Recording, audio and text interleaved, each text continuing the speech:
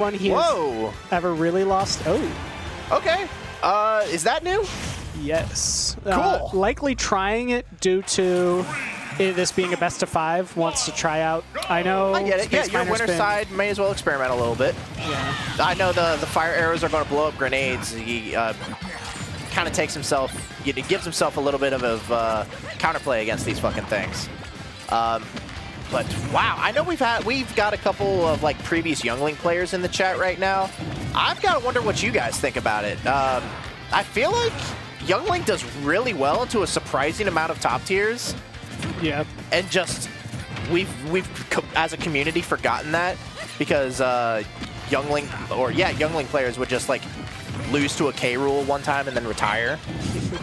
I mean, it's looking fine right now. I'm seeing that, you know, Toon Link has the speed to keep up with Snake and, yeah, make grenades almost a non-issue. He's small enough that he doesn't have to worry about a C4 on the platform. Oh, no, he definitely does. All right. He'll get hit by C4 below platform. All right, well, he's fearless of it. He's just running up to it and jumping all around it. It's like he doesn't care. Yeah, he's not at kill percent yet for C4, so... And you can normally, especially if you have headphones in, you can react to the sound effect of Snake saying there. However, one thing you cannot do is react to your own self putting C4 down. Yeah, put C4 on yourself. All right, he does it that time. Not going to blow Gonna sticky SpaceMiner and get the down tilt into the C4. Gonna take that first stock. I am seeing that these projectiles, the Youngling projectiles, seem to do pretty well against grenades. They're just kind of chucking shit at each other, and the grenades and Boomerang are fast enough to kind of take advantage of how slow grenade pull is. I mean, grenade pull is extremely fast, but it is a combo breaker more than it is... We did see that, yep. Yeah. So... Like, yeah, the grenade comes out frame 1, but look at those things float in the air while they're, you know, heading at SpaceMiner. SpaceMiner throwing Boomerang and arrows at this guy, yeah, they just combo into each other. Any character that can hit Snake numerous times with lots of small, fast projectiles is going to do pretty well, only because when he gets popped up over and over by those projectiles, I would have liked to have seen an up smash there from SpaceMiner to punish what he knew was going to be an air dodge in. I think that was just a Toon Link F tilt, you know? Yeah. Like, Toon Link F tilt definitely kills there. Unfortunately, old habits die hard. Ooh, all right, looking for what would probably have been a nair. SpaceMiner is struggling to take this stock, but that being said, one good hit is going to take it. Yeah, Toon Link has the capabilities of getting, however, he's also one up tilt away from losing his stock. Or an F tilt. One strong F tilt that is full rage. Got completely unstaled. Now, I know Youngling does technically have a kill throw in the form of up throw. However, it is not very reliable in the sense that you have to be at a very high percent. Yeah, you have to have rage. Snake needs to be at super high percent because of how heavy he is. I do really like watching this game plan of them, yeah, just chucking things at each other. Just knocking Snake up once with the fire arrow was enough to make him drop grenade, and then grenade exploded in his own face. You're just doing like 2-for-1 damage against him. Yeah. I really like the concept here, and I like how SpaceMiner is... I think the arrows are the huge difference in this matchup between this and Toon Link. Yeah, for sure, for sure. Okay, caught him mashing, he blew up a grenade, took some extra damage for it, gets around the up smash as we're just retaking center stage. Decided to start playing neutral with more bombs again. Bombs and fire arrows, yeah, just trying to keep Snake at bay. Put on the extra percent, because as soon as we get him to a good enough percent, you know, make him make a mistake, he can put himself into his own grave if SpaceMiner lets him. Yeah, now we're in a situation where Scorcho's trying to force the issue to stop SpaceMiner from camping. The Boomerang into down air there, going to take it. Yeah, Boomerang into down air wasn't going to do it until, you know, the grenade that Scorcho was holding blew up in his face. Neat little combo, and I'm not sure if SpaceMiner was aware of that. We're that the grenade was going to have to kill that guy. For this counter pick. I'm a fan of this pick only because... I'm not, but go on. Well, I'd say if you're trying to force the issue is what I was going to say, but I think Snake still outcamps Youngling. And so I think that Scorcho should have just been focusing more on this camping game plan and being a little more careful with when he pulls grenades, because that's when SpaceMiner was getting a lot of his percent. Yeah, exactly. Instead of trying to box this guy with fire arrows. Okay, Zaire just chose not to work, and Scorcho takes the first stock. That is a big difference in the recoveries. I think Toon Link does have a slightly better recovery because his Zaire range is longer. Longer. I mean, I don't know. SpaceMiner clearly thought that Zaire was going to reach. So, you know, a little bit of a muscle memory mistake is going to be taking away his first stock. I really like all of his empty hop. Like, there's so much space here in the sky of FD that both these characters just keep like double jump empty hopping and just run away from each other. They just like throw a bomb or a grenade or something. So no actual engagement is happening. It's cool. Yeah, here's the part that is really tricky for a lot of characters in this matchup is you've got Snake at a high percent, but he's just going to keep pulling grenades, and if you hit the grenade, you're going to get hit away from him. You're going to get popped up. So the question becomes, how do I get a hit on this Snake without popping a grenade and without putting myself in a situation where he can hit me for a lot of percent? And part of that is throwing him off stage and not letting him recover, just like we saw.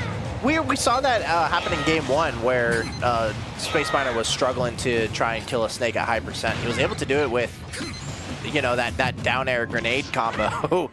I'm glad that the bombs were able to, you know, just kind of catch Scorcho in the sky, keep pressure on him while he's trying to float here above the blast zone. But yeah, dude, Liquid Scorcho is just being super aggressive. Trying to run up on SpaceMiner's face and get this kill early. I feel like it shouldn't be working out, but I feel like it might be catching SpaceMiner a little off guard. And so he's just not prepared for the barrage of Snake hits. It's just the Scorcho playstyle. This guy's always been way more active and way more aggressive than other Snakes in the area. True that. He plays the game like Snake's a cheater instead of playing the game to make you hate the game, which is a very big difference. It's working here on FD. You know, there's less space to cover, even with how wide open the sky is. Ooh, Snake with no air dodge here might not be able to make it back. And indeed, SpaceMiner going to use that up B to reversal him. Ooh, but one more up tilt just like that will do it. How often does SpaceMiner use young? Not often at all. Yeah, this is like very a brand new thing. Neither of us have seen this at all. We think that it's because he's winner side. It's best of 5. Just trying to experiment here against. Wow, the shield poke. Just trying to experiment here. And Scorcho saying, "Look, man, I don't know. My character's kind of broken." Yeah, Snake just does that sometimes. Our bad. It's kind of how it be. So I guess FD decent pick if you're just going to run your opponent down with Snake moves all day. But, you know, if you're SpaceMiner, where do you want to be taking this guy? It's got to be someplace smaller, right? You want to be getting to a place where he doesn't have quite as much room in the air to be working with.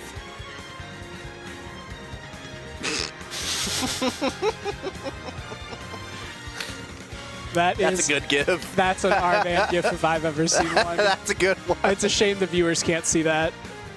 Yeah, yo, production. I know you guys got this GIF on your computer screen somewhere. Can you put it over these guys? SpaceMiner's icing out El Scorcho. Can we get this GIF on stream real fast? Yeah, that R-Man GIF is such a mood, such a vibe.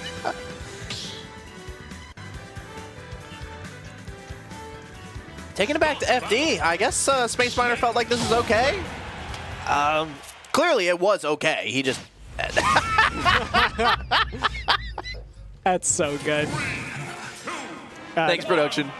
Oh, no, he pulled the Toon Link back out. That's why we're going to FD. All right, we've got a whole ass new game plan going on here. Now, I know you guys are a lot more familiar with Toon Link Snake than you are Young Link Snake. Oh, yeah. It's a very, very well-known matchup, of course. I mean, there's so many prominent Toon Link players that it's really hard to find Snake players, though, that know this matchup. Right. Toon Link seems to know the matchup way more than the Snake players in this region do. But, you know, that's kind of how it is with low-tier heroes or mid-tier heroes. I'd say Toon Link is a high mid-tier. I'm willing to believe you. I said low-tier because I like being wrong sometimes. No, this is a good character. It's just terrible matchup if you don't know what the hell you're doing. True. But that's the nice thing is that SpaceMiner definitely knows what he's doing, and he is demonstrating it here with full aggression and catching these landings from Scorcho. We may have been in the booth together when I'm talking about this, but I really like talking about how Toon Link kind of turns whatever character he's playing against into a Falco, where they're just kind of stuck in the air for a long while, and his tools are uniquely designed to let him punish people who are just kind of floating in space. Bombs are super good at just having a long hitbox be there for a long time. Well, he tried to bait. So when you get hit like that with C4 stuck to you, your best option is to react to the C4. Instead of just pressing the shield button. Instead of air dodging and praying. But look at how he just makes Snake float there in the middle of the stage with a single projectile. He just run up and able to get a super early kill. What was that, 120% against Snake? Yeah. We barely see stuff like that. Toon Link's ability to make people just like kind of sit in one place and then get early kills on them is unmatched. Ooh, okay, and Scorcho caught out in a rough spot, no jump, no tools left, but manages to air dodge down to safety. Get himself back to playing neutral here. Look at how he just kind of stays in that one line for such a long time, and Toon Link's toolkit is so good at taking advantage of it. I love this guy. I love. That's why tricky grenade movement is really key in this matchup. You'll avoid a lot of projectiles. You'll also cause the Toon Link player to think that the projectile's going to hit, and so they'll commit to running forward, and that's when they're going to get hit by a grenade of yours. Instead, what we're seeing is some tricky movement from SpaceMiner that's going to catch Scorcho off guard. That's an excellent point. Like, you got to be using grenade movement and beam movement to try and mix up Snake's middling movement as it is. Or else, yeah, you're just getting hit by the bomb, you're getting hit by a boomerang, and you're dying at 120%. Like, you need to force this Toon Link to commit to something. You got to trick him. As you were saying, the projectiles, being able to kind of bobble Snake in the air and make him just sit there, forcing him to just kind of pull a grenade and pray, is not something Snake wants to be doing. He'll do it to get out of disadvantage, but the more often you put him in that position, the more often you're gonna find yourself getting percent on him. Yoshi's! This stage is legal here? Sure is. What is with you people? What? I thought we banned this like 3 years ago. What is going on? And I know Scorcho is a fan of it. Okay, I mean, I get it. It's a good stage for Snake. I thought that was like part of the reason why we banned it. We didn't want Snake to have good stages on over half the stages in the game. Holy cow. All right, wow, I have not seen anything like this in a long minute, but yeah, you can see just how well grenades are able to control the floor and the platform on Yoshi's. I'm sure C4 does the exact same thing. Like, this stage is so small and tight. That Snake just has a fantastic ability to just cover it. Look at how early he's dying, dude! Toon Link bomb just makes you float there like you're doing a Falco up B and then you die. It's heartbreaking. It's not heartbreaking. I don't know why I said it's heartbreaking. It's cool. I like it. I think it's sick. Yep, able to. This is exactly what you're talking about. He can pull a grenade. He can pray. But it is tacking on percent, and it is putting pressure on him. And eventually, it's going to get him to a percent where he's going to die. I will say, SpaceMiner themselves has already mentioned to me and other players that they know that the best strategy against Toon Link is to camp if you have fast movement speed, and part of that for Snake is that grenade movement does really lend itself to faster movement, so you'll also find Snake in situations where he should be camping, and the more that Scorcho plays up that's just how Scorcho is, yeah, the more he's going to find himself taking unnecessary percent in this matchup. He's a really aggressive player, except for when he's standing still and just chucking grenades over and over and over at you. Not very subtle about it. I think that's something that people have always appreciated about El Scorcho's game plan, is that he's not trying to lie to you. He's not trying to be subtle. He will get up in your grill and start up tilting, or he'll just stand in one place and chuck a bunch of grenades and say, have an answer, have an answer, have an answer. Ooh, that could have been big damage, and instead Scorcho missing that confirm and is now being lapped in percent as they're pulling these grenades to desperately try and get out of disadvantage. This should be a big punish, and instead we're going to completely whiff on that option. Kill him? Up air? No, down air to stall the momentum. What are we doing here? doing? What are we doing here? Both players with some spaghetti. It's fine. He's got some bombs. Yeah, bomb will hit him. Ooh, all right, good catch, though. Nikita, broken-ass move. It's good. It's Don't good. let anyone tell you it's not an amazing move, because it is. It really, really is. All right, able to cover the center of the stage. All right, will Scorcho continue to camp?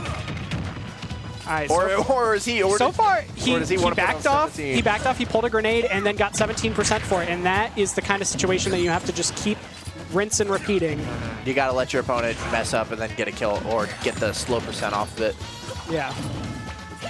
And that's one of the big differences between mid-level play and top-level play is a lot of mid-level players, and I do put myself in this category, will overextend pretty frequently and give their opponents opportunities to get a good amount of percent on them versus top players will consistently be very safe with their movement. And just like we saw Scorcho bring it all the way back up to 67% on SpaceMiner, which was a lot better than he would have done had he stuck with his original strategy. For sure.